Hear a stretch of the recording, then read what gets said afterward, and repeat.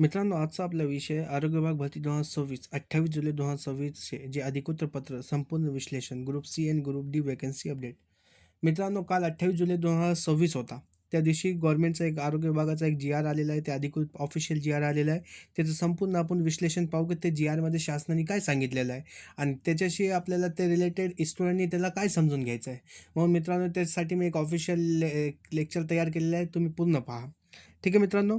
आता हे जे लेक्चर आहे, हे जे लेटर आहे मित्रांनो, ते सार्वजनिक आरोग्य विभाग 2026 भरतीचे रिलेटेड आहे. आता मित्रांनो, तुम्हाला सांगू इच्छितो का 2026 ची भरती आहे. शक्यतो मित्र 101% पुढच्या महिन्यात म्हणजे ऑगस्ट महिन्यामध्ये येण्याची 101% मित्रांनो चान्सेस आहे.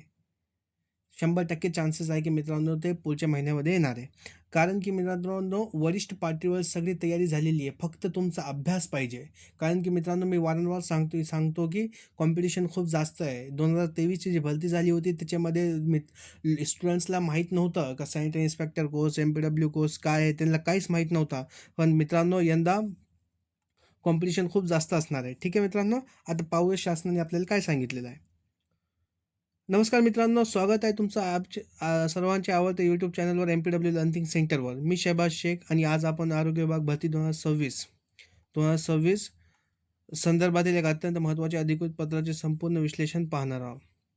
मित्रांनो, गेल्या अनेक महिन्यापासून हजारो विद्यार्थी एका प्रश्नाचे उत्तर शोधत आहे की आरोग्य विभाग भरती कधी येणार. मित्रांनो, हे खूप वेळेस मित्रांचं मला फोन आले, मेसेज आले, कॉल आले का सर आरोग्य विभाग भरती कधी येणार, आरोग्य विभाग भरती कधी येणार आहे. मित्रांनो, आता त्याचाच त्या रिलेटेडच आपण काय करू पाहून घेऊ. सगळ्यांचा एकच प्रश्न आहे का भाई आरोग्य विभाग भरती कधी येणार आहे. ठीक आहे.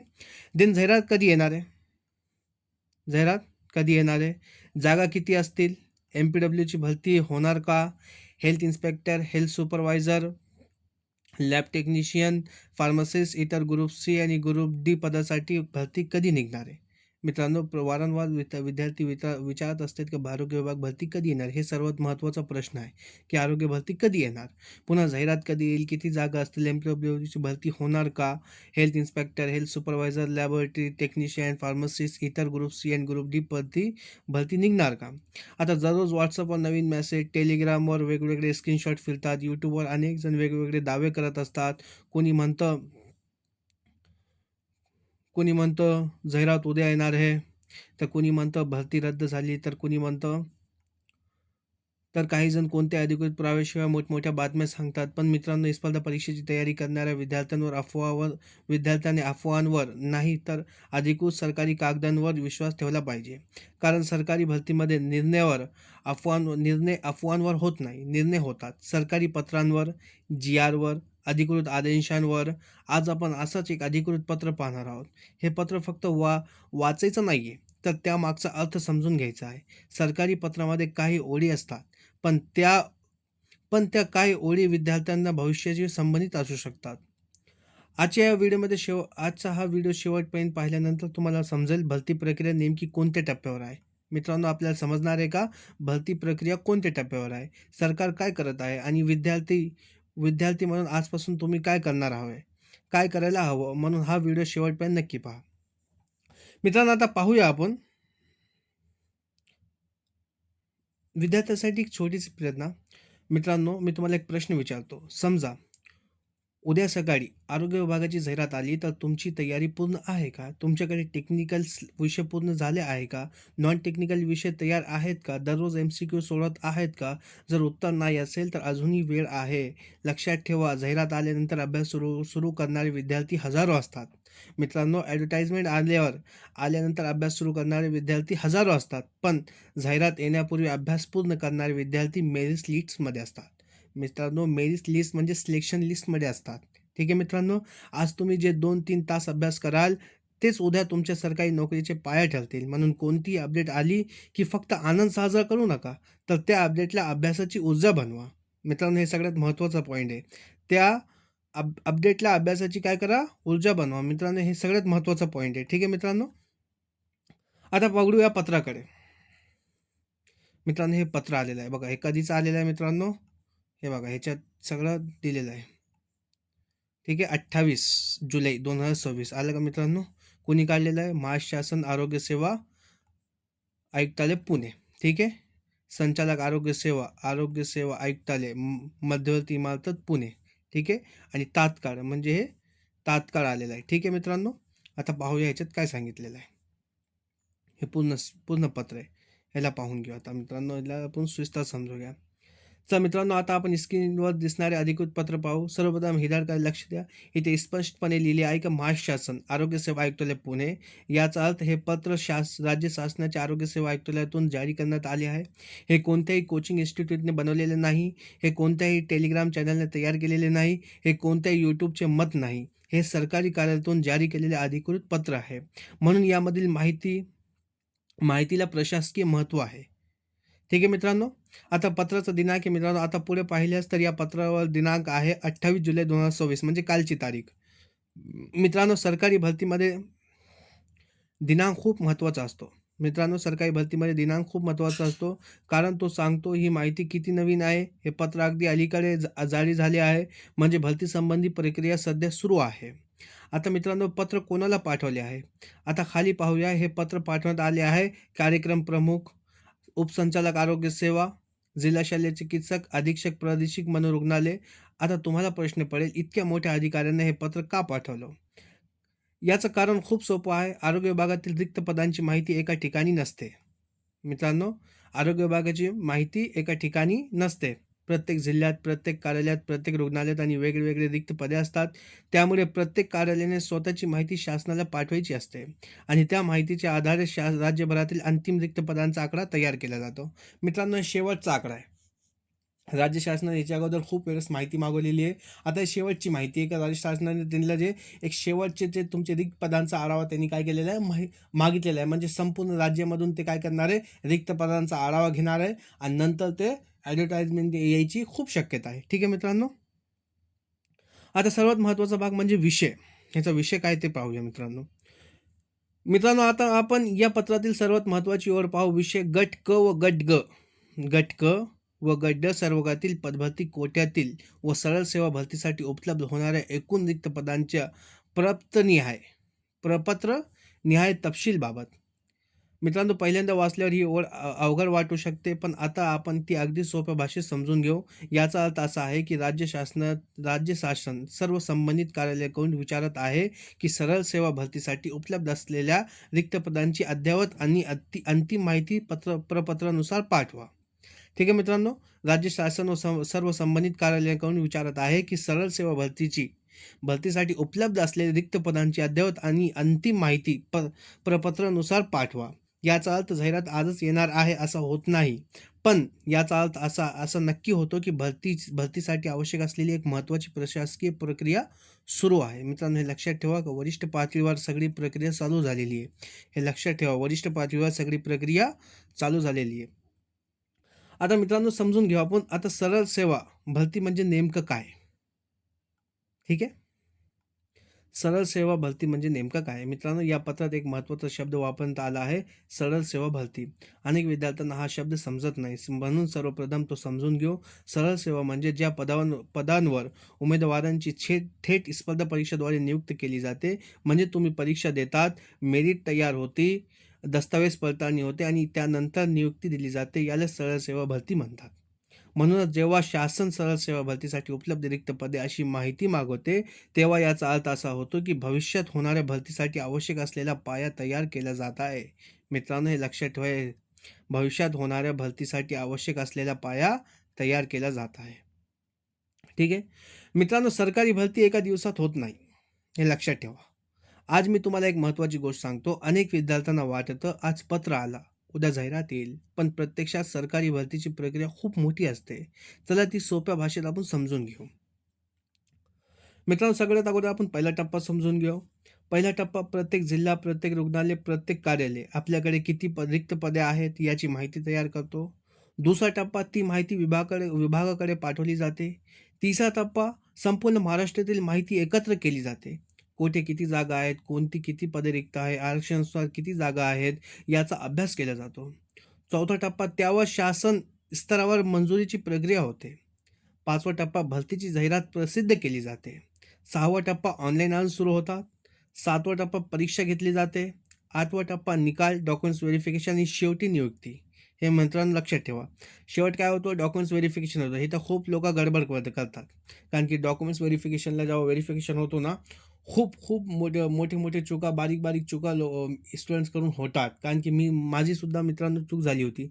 2023 मध्ये जेव्हा माझं सिलेक्शन झालं होतं एम-पी-डब्ल्यूला, तर मित्रांनो माझं फायनल सिलेक्शन झालं नाहीये किंवा व्हेरिफिकेशन टाईमला मला जेव्हा एस-आय सर्टिफिकेट मागितला होता, तर माझ्यापाशी एस-आय सर्टिफिकेट नव्हता. माझ्यापाशी एस-आयपेक्षा मोठा सर्टिफिकेट होता. म्हणजे मी डिग्री केली होती. पब्लिक हेल्थ डिपार्टमेंटमधून मी काय केली होती मित्रांनो, डिग्री केली होती. पण त्यांना डिप्लोमा पाहिजे होता. मित्रांनो लक्षात ठेवा, त्यांनी मला सांगितलं का बेटा तू ते एस-आयपेक्षा चांगला क्वालिफाईड आहे. तू हायली एज्युकेटेड आहे. पण तू हे जे एम-पी-डब्ल्यू जे नियुक्त होणार आहे, त्यांच्यापेक्षा तू चांगलं काम करू शकतो. त्यांच्यापेक्षा एकदम हायली डीपली तू काम करू शकतो फील्डमध्ये. पण ॲडव्हर्टाइजमध्ये डिप्लोमा सांगितलेला आम्हाला डिप्लोमा दे. मी म्हटलं सर डिप्लोमा नाही आहे. असं मग त्यांनी काय होल्डवर ठेवलं. पुन्हा नंतर ते खूप भांगार झाले. पण मित्रांनो शेवटी फायनल सिलेक्शन राहिला म्हणून डॉक्युमेंट्स व्हेरिफिकेशन हे महत्त्वाची पाहिजे असते. नियुक्ती तर भेटली मित्रांनो, ह्याचं काही टेन्शन नाही आहे. निकाल पण लागतो.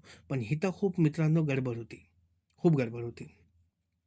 कुणाचे आता सगळ्यात महत्त्वाचं म्हणजे कुणाच्या नावामध्ये बदल असतं. जेव्हा लग्न मुलींचा, गर्ल्सचा कसं लग्न झाल्यानंतर नाव चेंज होतो. त्यांना मॅरेज सर्टिफिकेट वगैरे पाहिजे.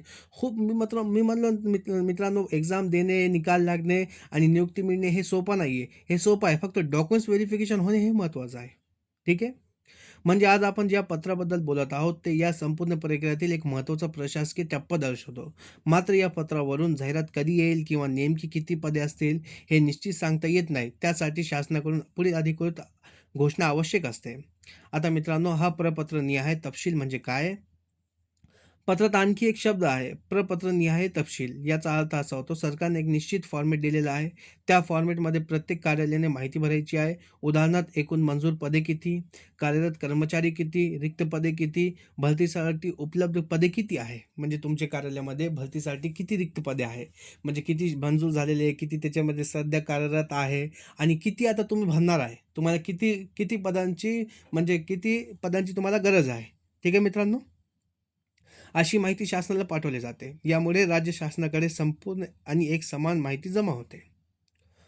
आता हे पत्र इतक्या अधिकाऱ्यांना का पाठवले? मित्रांनो हे पण लक्षात ठेवा, हे पत्र इतक्या अधिकाऱ्यांना का पाठवले? म्हणजे उपसंचालक कार्यालय, जिल्हा मनोरुग्णालय, जिल्हा चिकित्सालय ह्यांना का पाठवले?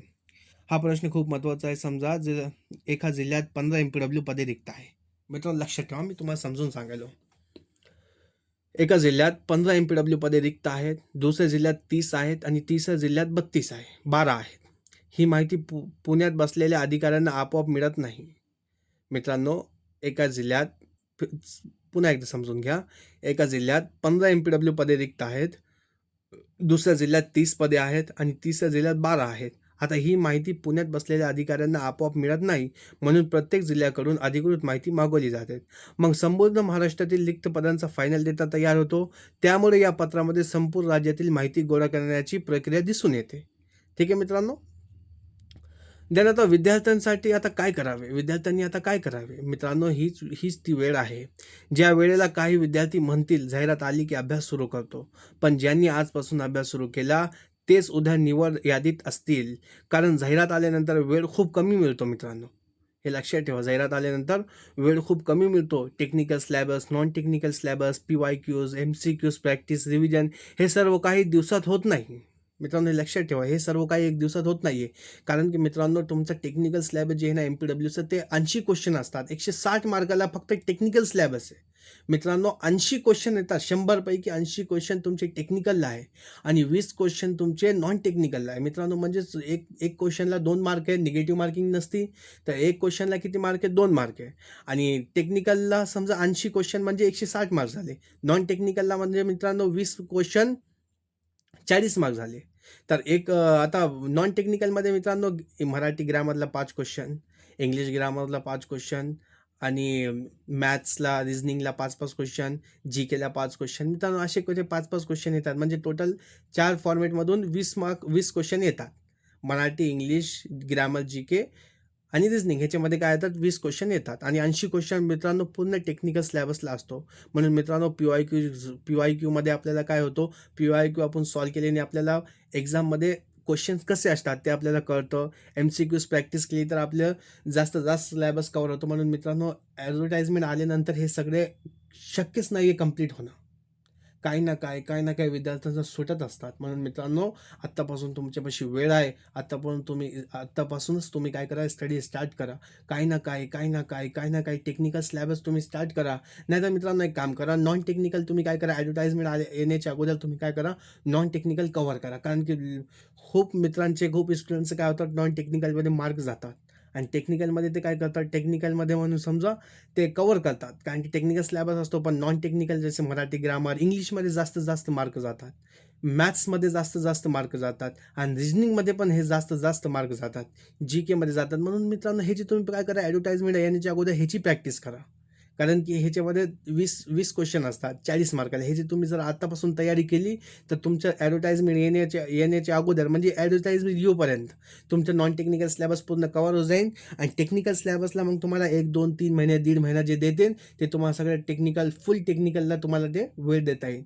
म्हणून मित्रांनो, तुम्ही आतापासून काय करा, 3 तास स्टडीची स्ट्रॅटेजी काय करा, 3 तास बनवा. अर्धा 1 तास समजा 1 तास नॉन टेक्निकलला द्या आणि 2 तास टेक्निकलला द्या. हे कंपल्सरी द्या मित्रांनो. ठीक आहे. हे सर्व काही दिवसात होत नाही. माझी विद्यार्थ्यांना एक विनंती आहे मित्रांनो, मी रोज हजारो विद्यार्थ्यांचे मेसेज बघतो. कोणी म्हणतं सर अजून वेळ आहे, कोणी म्हणतं जाहिरात आली की अभ्यास करतो. पण याच विचारामुळे अनेक विद्यार्थ्यांचे 1 वर्ष वाया जातं. आज तुम्ही 1 तासाचा अभ्यास टाळाल, उद्या त्याच 1 तासासाठी पश्चाताप कराल. सरकारी नोकरी नशिबाने नाही मिळतं मित्रांनो, ती मिळते दररोज केलेल्या सातत्यपूर्ण अभ्यासाने. हे लक्षात ठेवा मित्रांनो. हे सरकारी नोकरी जे मिळते तर ते सातत्यपूर्ण अभ्यासाने मिळते. एका दिवसात अभ्यास केल्याने मग पुन्हा स्टुडंट्स काय करतात, आज अभ्यास केला एकदम फुल जोशमध्ये, एकदम प्रेशरमध्ये ते एक्झाम अभ्यासाला बसतात. 2-3 तास अभ्यास करतात. मग 3 दिवस 3 दिवस सुट्टी. असं नाही करायला पाहिजे मित्रांनो. तुम्ही 1 तास करा. तुम्ही सुरुवातीला फक्त 1 तास बसा, पण कंटिन्यू बसा. 3 तास बसू वाटत नाही ना, 1 तास बसा, पण कंटिन्यू बसा, सातत्याने बसा. ठीक आहे मित्रांनो. आता मित्रांनो तुमच्या घरच्यांची तुमच्यावर विश्वास ठेवला आहे. मित्रांनो, तुमच्या घरच्यांनी तुमच्यावर काय ठेवलेला आहे, विश्वास ठेवलेला आहे. तुमचे आई-वडील तुमच्यासाठी मेहनत करत आहे. काही विद्यार्थी नोकरी करून अभ्यास करत आहे. काही विद्यार्थ्यांकडे महागडी क्लासेस नाही. पण यश मिळवण्यासाठी सर्वात महत्त्वाची गोष्ट म्हणजे सातत्य. मित्रांनो, हे लक्षात ठेवा, सातत्य. मित्रांनो, यश मिळवण्यासाठी सर्वात महत्त्वाची गोष्ट म्हणजे सातत्य. दररोज थोडासा अभ्यास, दररोज थोडेसे रिव्हिजन, दररोज काही MCQs, ही छोटी-छोटी पावलं एक दिवस मोठा यश देतात. मित्रांनो, हे लक्षात ठेवा, दररोज थोडासा अभ्यास, थोडासा रिव्हिजन, थोडासा काही MCQs, ही छोटी-छोटी पावलं एक दिवस तुम्हाला मोठा यश देतात. मित्रांनो, आज आपण या अधिकृत पत्राचं सविस्तर विश्लेषण केले. पाहिले हे पत्र कोणत्या कायद्याकडून जारी करण्यात आले, पत्राचा उद्देश काय आहे, सरळ सेवा भरती म्हणजे काय, रिक्त पदांची माहिती का मागवली जाते, सरकारी भरती प्रक्रिया कशी पुढे सरकते आणि या टप्प्यावर विद्यार्थी कोणती तयारी करावी. ठीक आहे मित्रांनो. शेवटी पुन्हा एकदा सांगतो, अधिकृत पत्रांवर विश्वास ठेवा, अफवांपासून दूर राहा आणि आजपासूनच तुमच्या अभ्यासाला गती द्या. जर मित्रांनो हा व्हिडिओ तुम्हाला उपयुक्त वाटला असेल तर व्हिडिओला लाईक करा, चॅनलला सबस्क्राईब करा आणि तुमच्या मित्रांपर्यंत हा व्हिडिओ नक्की पोहोचवा. मित्रांनो, ठीक आहे, आता आपण हे पत्र समजून घेतलं. हे पूर्ण आपण शासनाचं पत्र समजून घेतला. आता मित्रांनो, तुमचा मेन जे एम पाहिजे, मेन तुमचा मकसद पाहिजे, मेन जे तुमचा एम आहे ते फक्त स्टडी पाहिजे सध्या. आता तुम्हाला मी सांगू इच्छितो मित्रांनो, की मी आपल्या MPW या लर्निंग सेंटरवर टोटल टेक्निकल MPWचं जे टेक्निकल सिलेबस आहे तो टोटल अपलोड केलेला आहे. Vector borne disease series total जे 4 पॉईंट ऑफिशियल सिलेबसमध्ये दिलेले आहे. जसे 4 पॉईंट कोणते दिलेले आहे, general information disease of vector borne and water borne, treatment, prevalence and precaution of vector and water borne disease. मित्रांनो, हे टोटल आपण वॉटर बॉर्न डिसीजची सिरीज पूर्ण केलेली आहे. तुम्ही आपल्या यूट्यूब चॅनलच्या प्लेलिस्टमध्ये जाऊन तुम्ही बघू शकता. तुमचा टोटल टेक्निकल सिलेबस अगदी सोप्या भाषेत मी दिलेला आहे मित्रांनो. त्याचे नोट्स आपल्या टेलिग्राम चॅनलवर उपलब्ध आहे. मित्रांनो, अगदी एकदम सोप्या भाषेमध्ये तुम्हाला नोट्स काढून दिलेले आहे. तुम्ही फक्त एकदा वाचाल तर तुमचे टोटल MCQs, टोटल डाऊट्स तुमचे क्लिअर होऊन जाईल. म्हणून मित्रांनो, आपल्या चॅनलला सबस्क्राईब करायला विसरू नका आणि बेल आयकॉन दाबा. भेटूया अधिकृत अपडेट्ससह. पुन्हा भेटूया मित्रांनो पुढच्या लेक्चरमध्ये. धन्यवाद. थँक्यू.